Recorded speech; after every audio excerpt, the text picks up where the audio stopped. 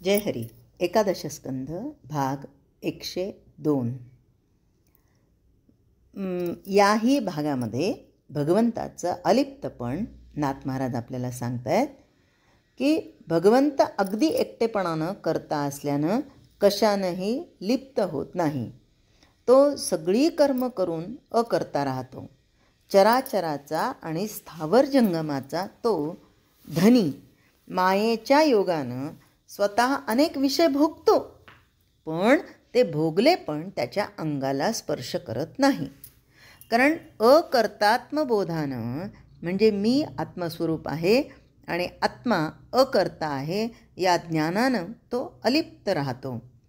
भगवंताचा हा अकर्तात्मबोध वेदशास्त्रांना अतर्क्य आहे, म्हणजे ते सुद्धा याचा तर्क करू शकत नाहीत. घट, त्यातील जल आणि प्रतिबिंब या तिघांना एकटा सूर्यच प्रकाशित करतो, पण तसं करून देखील तो त्यांच्यापासून अलिप्तच राहतो ना.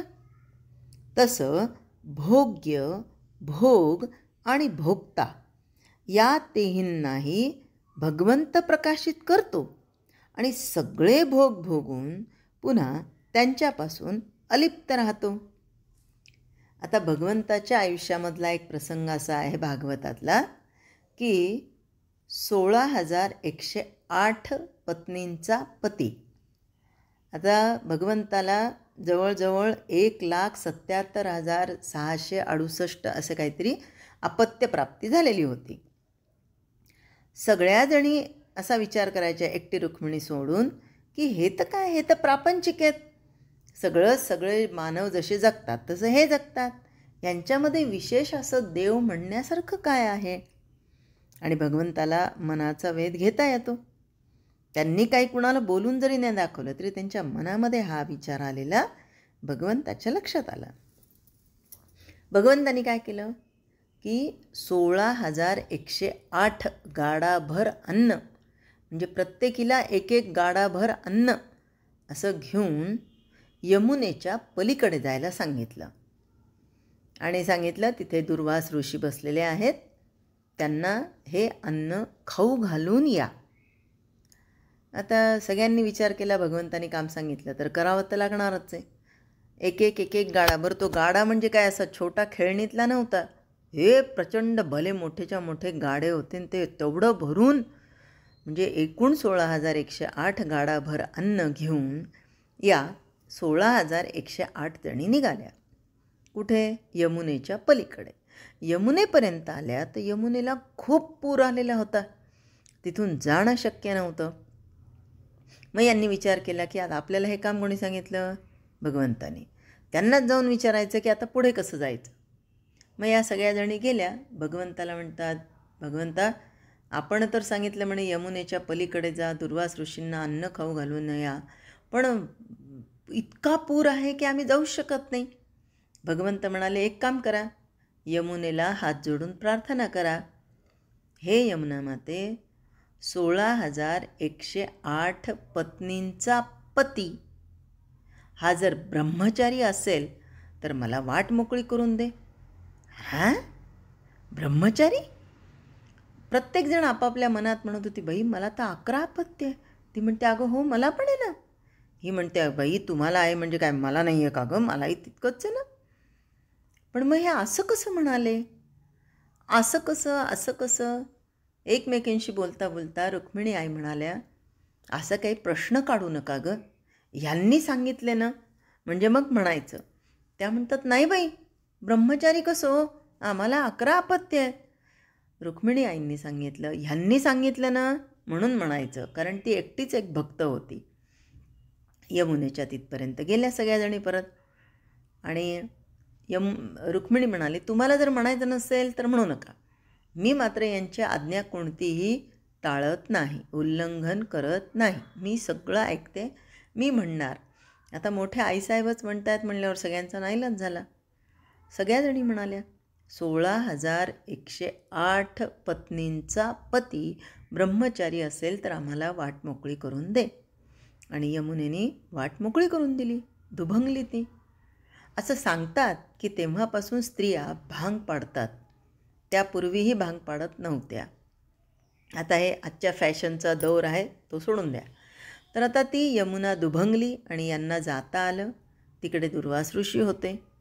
दुर्वास ऋषींना सांगितलं की हे भगवंतानी खायला दिलेलं आहे वगैरे वगैरे, आणि याच्यातला आपल्याला मतितार्थ काय घ्यायचा आहे, तर भगवंत हा सगळं करून सगळ्यांमधून म्हणजे भोग भोगून पुन्हा त्यांच्यापासून अलिप्त राहतो. आणि ज्यांना कुणाला दुर्वास ऋषींच्या बाबतीत काय झालं ती जर उत्सुकता मनामध्ये राहिली, तर भविष्यात जेव्हा केव्हा कुठे भागवताची संधी येईल तेव्हा ती इच्छा आपोआप भगवंत पूर्ण करतील. तर कर्म, कार्य आणि कर्ता या तिन्हींमध्ये आपणच आत्मरूपानं आहोत अशी प्रचिती आल्यावर भोग भोगून अभोगतेपणानं राहता येतं. दर्पणातील प्रतिबिंबाशी विलास करण्यास जो प्रवृत्त झाला त्याच्यावर व्यभिचाराचा आरोप करता येईल का? नाही. हे संपूर्ण जग जो स्वतःच होऊन राहतो तो निजात्मयोग युक्त असतो. त्या योग्याला कोणत्याच प्रकारचे भोग बाधत नाहीत. अशा अनुभूतीच्या जोरावर जो विषयामध्ये लोळतो त्याचं आत्मज्ञान त्या विषयांच्या विटाळानं मलिन होत नाही. मग असा पुरुष देणं घेणं करेल, घरादारात नांदेल, पाहू गेलं तर सगळे व्यवहार केलेले असा तो व्यवहारी दिसेल, पण शरीरानं त्यामध्ये तो दिसला तरी खरा मात्र तो नसतो. आता हा व्यवहार करतानाही बाजूला असतो. कसा? तर साक्षात परब्रह्म श्रीकृष्ण हे 16,108 पत्नींसोबत संसार करताना तितकेच आनंदी होते, द्वारका बुडवताना तितकेच आनंदी होते, यादवांचा संपूर्ण नाश करताना तितकेच आनंदी होते.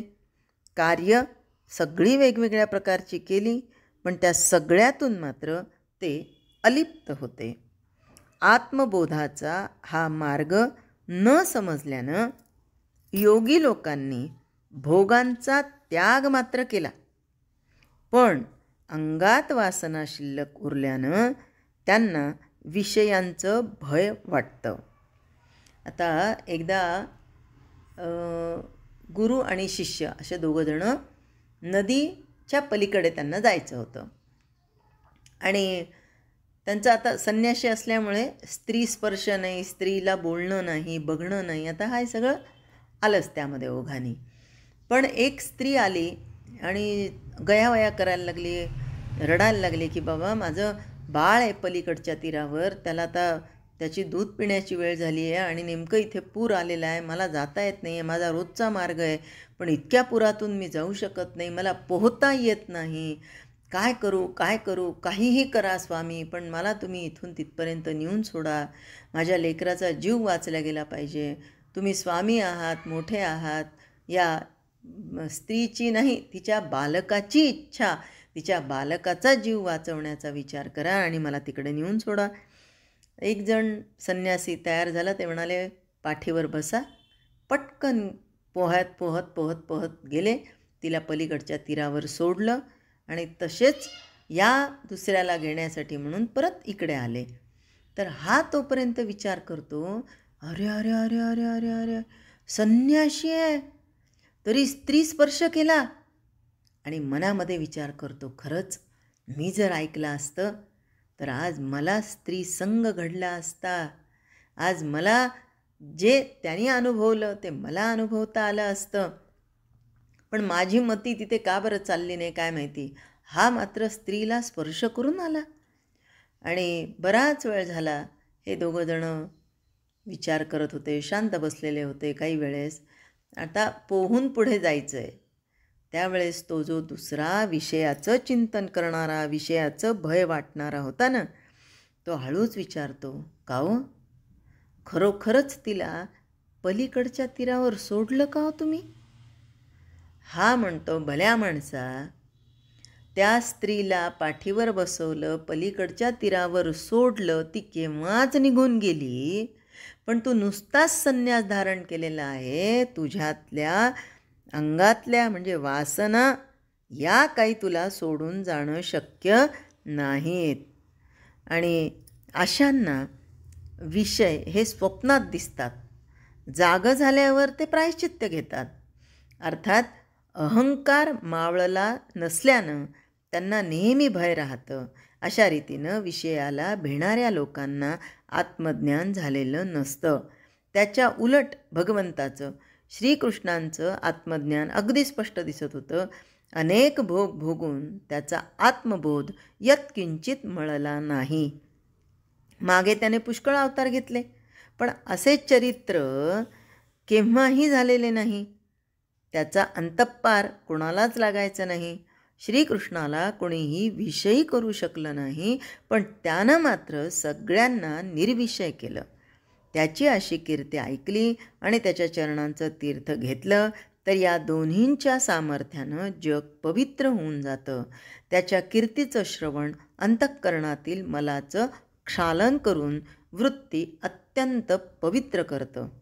साधू संत त्या कीर्तीचं अखंड सेवन करतात आणि त्याने परम पावन होतात आणि आत्म्याच्या ठिकाणी वृत्ती ठेवून मोठ्या समाधानात राहतात. जय हरी.